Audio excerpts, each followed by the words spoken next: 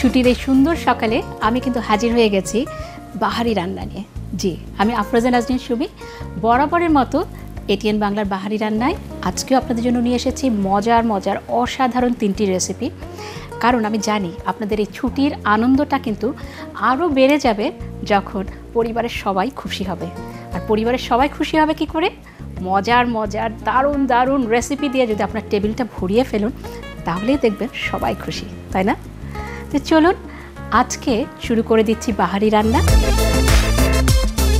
প্রথমেই রয়েছে প্রিয় মুখ পর্ব। প্রিয় মুখ পর্বে আজকে বাহারি রান্নায় যিনি এসেছেন তার কিন্তু আলাদা করে পরিচয় করে দেওয়ার আসলে কিছু নেই, নাম শুনলেই আপনারা চিনতে পারবেন। শাফিন আহমেদ ভাইয়া, আপনাকে স্বাগত জানাই বাহারি রান্নায়। ধন্যবাদ। কেমন আছেন? ভালো আছি। অনুষ্ঠান তো দেখা হয় আমার, খুবই ভালো লাগলো, কারণ আপনি আমাদের সবার অনেক প্রিয় একজন মানুষ, আমাদের সবার মানে অনেক প্রিয় শ্রদ্ধেয়া কিংবদন্তি ফিরোজা বেগমের সন্তান আপনি। কেমন লাগে? খুব গর্ববোধ করি এবং চলতে ফিরতে এই বিষয়টা প্রায় আমার কানে আসে যে মানুষ কত শ্রদ্ধা করেন তাকে।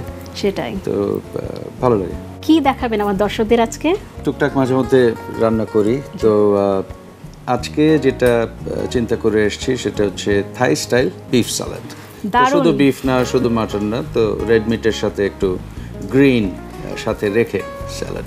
আসলে সামনে তো আমাদের ঈদ আসছে, আমাদের কিন্তু শুধু মানে মাটন বিফ নানাভাবে খাচ্ছি। হ্যাঁ, তো আপনার রেসিপিটা আমি জানি আমার দর্শকদের খুব ভালো লাগবে। আমি একটু বলে আসি কি কি লাগছে আমাদের রান্নাটা করতে। চলুন দর্শক আমরা দেখে আসি থাই স্টাইল বিফ সালাদ করতে আমাদের কি কি উপকরণ লাগছে। থাই স্টাইল বিফ সালাদ করতে আমাদের লাগছে বিফ, শসা, টমেটো, গাজর, ব্রোকলি, থাই চিলি, গোলমরিচ গুঁড়া, spring onion, sweet chilli sauce, liquid lemongrass, lemon juice, লবণ এবং অলিভ অয়েল। দেখে নিলেন তো, লক্ষ কোটি দর্শকের জন্য কিন্তু আজকে শাফিন ভাই একটা রান্না করে দেখাচ্ছেন। আমি জানি সবাই আপনারা অধীর আগ্রহে অপেক্ষা করছেন শাফিন ভাই কিভাবে থাই স্টাইল বিফ সালাদটা করে দেখান। ভাইয়া কি করতে হবে যদি একটু বলেন, আমি আপনাকে হেল্প করতে পারি। সসপ্যান দিলে আমরা শুরু করতে পারি। আমার কাছে বিফের পিস করা আছে। বিফের পিসগুলোকে একটু সল্ট পেপার দিয়ে একটু মেশাবো। বাড়িতে কি রান্না করেন ভাইয়া? মাঝে মধ্যে, সময় পাই না তো। আচ্ছা, সবারই আসলে এখন অনেক ব্যস্ততা থাকে। যা সল্ট পেপার দিয়ে একটু সিজনিং করে আমরা একটু মাখিয়ে নিবই তো, যাতে প্রতিটা পাশে সমানভাবে হয়ে যায়। আমরা কি তেল দিব? আমরা একটু অলিভ অয়েল দিয়ে কাজ করব। ঠিক আছে, এগুলো দেই এখন ভিতরে। জি, বিফটা কিন্তু আমরা একটু বড় সাইজ করে রেখেছি। পরে বোধহয় সালাদের জন্য ভাইয়া এটাকে একটু কেটে দিবেন, আমাকে বলেছেন আগে, আমি শুনে রেখেছি। আমরা একটু জালটা কমিয়ে দুটো পাশ সুন্দর করে ভেজে নিব, তাই তো? সমান করে। বাহ, অনেকটা তো হয়ে গেছে। একটা পাশ তো প্রায় হালকা হয়ে গেছে। হাইয়ার রেসিপি যেহেতু আমি জানি এটা সবাই ট্রাই করবে। আসলে আপনাদের এই মাইলস ব্যান্ডটা কিন্তু শুধু ইয়াং ক্রেজ তা না, মানে বড়রাও কিন্তু সমানভাবে ভক্ত।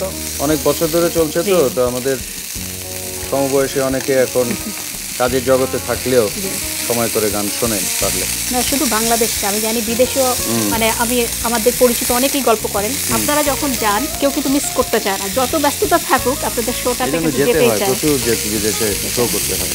প্রায় হয়ে গেছে। আচ্ছা, একটু ঠান্ডা রাখি আমরা কিছুক্ষণ। আমরা বিফটাকে একটু ঠান্ডা হতে দিচ্ছি। আমার একটা বাটি লাগবে, আমি একটু মেশাবো। এইখানে লেমন জুস আছে।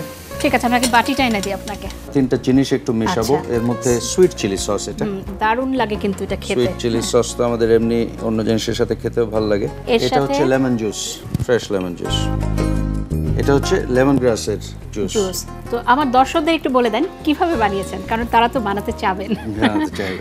লেমন গ্রাসের গোড়ার দিকটা কেটে একটু পানির সাথে মিশিয়ে এটা তৈরি করা হয়েছে। বাহ, খুব সহজেই কিন্তু করতে পারে ইচ্ছে করলে। এটা কি ভাই ছেঁকে নিয়েছিলেন? ও হ্যাঁ, এটা তো তারপরে ছেঁকে নিলাম, পুরোটুকুই আমি দেবো এখানে। এটা এখন একটু মেশাতে হবে। জি, সামনে কি কি প্ল্যান আছে, কি করতে চাচ্ছেন? আমাদের গান বাজনা? জি, সামনে ঈদ, ঈদের আগে একটু মাইলস ব্যান্ডের কিছু বিশেষ ঈদ অনুষ্ঠান টেলিভিশনে হচ্ছে, সেগুলির জন্য প্রস্তুতি এবং শুটিং রেকর্ডিং চলছে। তো আপনারা অবশ্যই দেখবেন, খেয়াল রাখবেন। তো মাইলসের এই কয়টা অনুষ্ঠান নিয়ে এখন আপাতত ব্যস্ত আছি, রেকর্ডিং চলছে, শুটিং চলছে। এটা মেশানো আমার শেষ, সামান্য একটু লবণ দেবো আর একটু ব্ল্যাক পেপার। আচ্ছা, আমরা একটু সিজনিং করব, সল্ট আর পেপার। হ্যাঁ, মরিচ দেবো, লাল মরিচ দেবো। এটা আমাদের থাই চিলি। হ্যাঁ, একটু ঝাল ঝাল ভাব থাকবে, কারণ আমরা তো আলাদা করে আর কোনো মরিচ দিচ্ছি না, আলাদা করে পরে আর দিচ্ছি না। আর এখান থেকে দেবো স্প্রিং অনিয়ন। স্প্রিং অনিয়ন লাল সবুজ, দেখতে কিন্তু দারুণ লাগবে। রং হচ্ছে ভালো। সেটাই। আপনার মায়ের সাথে আপনার ঈদের কোনো স্মৃতি যদি থাকে, আমার দর্শকদের যদি একটু শেয়ার করতেন। খাবার দাবার নিয়ে তো অনেক মজার মজার স্মৃতি আছে। উনি তো রান্নায় অত্যন্ত পারদর্শী ছিলেন এবং ওনার রেসিপি, ওনার রান্না সম্পূর্ণ অন্যরকম, আর কোথাও সেরকম স্বাদ পেতাম না। ঈদের দিন খুব স্পেশাল কিছু সবসময় করতেন, এবং ঈদের দিনের প্রথম বেলার খাবারটা সবসময় মার সাথে করতাম। মানে দিনের শুরুটা, ঈদের দিনের শুরুর মার সাথে হতো। তো বিশেষ কিছু রান্না সবসময় থাকতো। এখন তো মনে হয় খুব মিস করেন। ডেফিনেটলি খুব মিস করি সেটা, এবং ঈদের আনন্দের অনেকাংশেই কমে গেছে আসলে। উনি তো মারা গেছেন 2014 সালে। এটা আসলে আমাদের জন্য কিন্তু মানে একটা অনেক বড় একটা ক্ষতি পুরো জাতির জন্য। ওনারা যে সময়ে এগিয়ে এসেছেন, যে সময়ে গান করতেন, সে সময় কিন্তু খুব কঠিন ছিল একটা মেয়ের পক্ষে। মানে আমার মা, দাদিদের, নানি দাদি, এনাদের কাছে আমি অনেক গল্প শুনেছি যে ওই সময়টায় ওনারা এগিয়ে এসেছেন। সেটাই। তো ওনারা পথ দেখিয়েছেন বলে কিন্তু পরে মানে অনেকের সাহস পেয়েছে। সেটাই, সুবিধা হয়েছে। আমাদের তো মেশানো হয়ে গেল, এখন আমরা কি করছি? এখন আমার মেশাতে হবে। এখানে একটু শসা আছে, টমেটো আছে আর গাজর আছে। মানে সালাদটা যার যেটা পছন্দ সেই সবজিটা দিয়ে তারা খেতে পারেন। আমি এই তিনটা জিনিস একটু মেশাবো এটার সাথে, সসের সাথে। এটা কিন্তু খেতে দারুণ হবে। গাজরটা, শসা, টমেটো, গাজর আসলে শরীরের জন্য কিন্তু খুব ভালো, পানি থাকে প্রচুর পরিমাণে। হ্যাঁ, হেল্প লাগবে এই জন্য যে ওই বিফগুলি একটু ছোট করে কাটতে হবে। আচ্ছা, ঠিক আছে, প্যানটা এখানে আমি আপনাকে হেল্প করব, কারণ আমি আসলে পুরো প্রোগ্রামটাতে অপেক্ষা করছি কখন আপনি বলবেন যে একটু হেল্প লাগবে। আমরা বিফটাকে ছোট ছোট করে কেটে নিব। হ্যাঁ, চিকন করে স্লাইস করতে হবে। আচ্ছা, যেহেতু সালাদে দিচ্ছি, স্লাইসটা করলে খেতে ভালো লাগবে। একটু তেরছা করে কাটছি যাতে দেখতে সুন্দর লাগে। সালাদের জন্য এইভাবে ভালো। আচ্ছা, সালাদের প্রিপারেশন তো শেষ, তো এটা আমি একটু মিশিয়ে নেই। চটজলদি কিন্তু আসলে হয়ে গেল। সার্ভিং ডিশও আমি নিয়ে এসেছি, লেমন জুসটা দিয়েছি, তার সাথে আমাদের সসটা আছে, সুইট চিলি সস। এটা কিন্তু একটা গ্লেজের কাজ করছে, সালাদটা একটা গ্লেজি ভাব চলে এসেছে।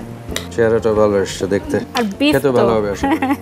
এখন একটা জিনিস বাকি আছে, আমার এখানে ব্রকলি ছিল। আচ্ছা, কম্বিনেশনটা খুব ভালো, মাটন বা বিফের সাথে। এই ব্রকলি আমি একটু একটা সাইডে নিচ্ছি। সালাদটা দেই এবার। জি, কালারফুল হয়েছে তো, দেখতে দারুণ লাগছে।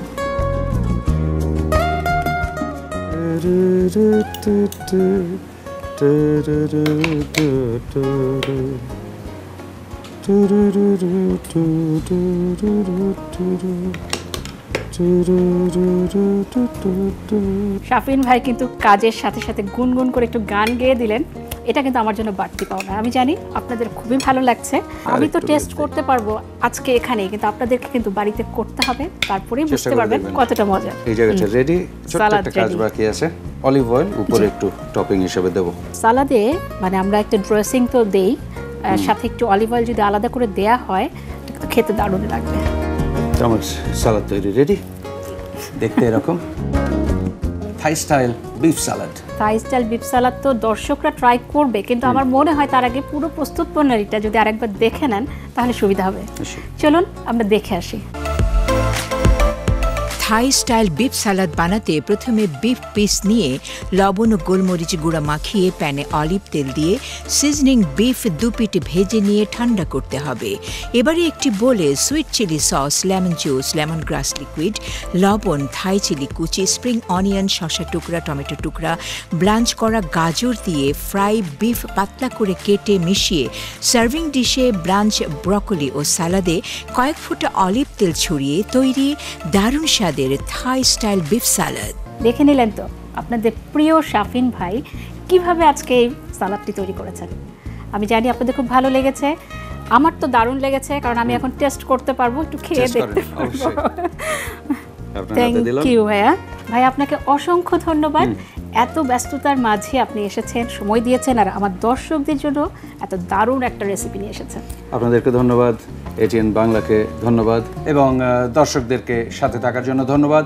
সামনে ঈদ আসছে, ভালো থাকবেন সবাই, ঈদ মোবারক।